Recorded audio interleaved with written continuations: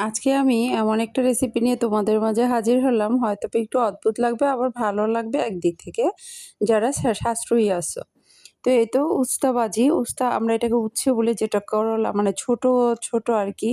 আর বড়টাকে তো করলা বলি। তো এটা আলু দিয়ে ভাজা হচ্ছে। তো ভাজা আর কি দেখানো আ লা দেখাবো, তাই ভাজার শুরুটা আর দেখালাম না। তো একবার তারপরেও মুখে বলে দেই, যারা একেবারে রান্নার ক্ষেত্রে রান্নারই এই ১ম দেখা গেছে হালকা একটু রসুন কুচি, একটু পেঁয়াজ কুচি আর কাঁচামরিচ দিয়ে অল্প একটু হলুদ দিয়ে ভাজিটা মানে গরম তেলে মানে করে নিচ্ছি।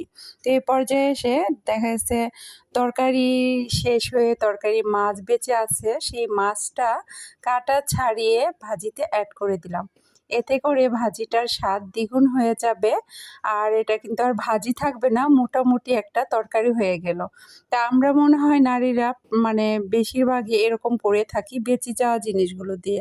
তবে এই মাছটা দিয়ে ভাজিতে অ্যাড না করে আবার কিন্তু মাছটা নতুন করে ভেজে সাথে কয়েকটা সবজি অ্যাড করে সুন্দর একটা ভর্তাও হয়ে যায়। আর ওই টাইপের ভর্তাগুলো খেতেও ভীষণ ভালো লাগে।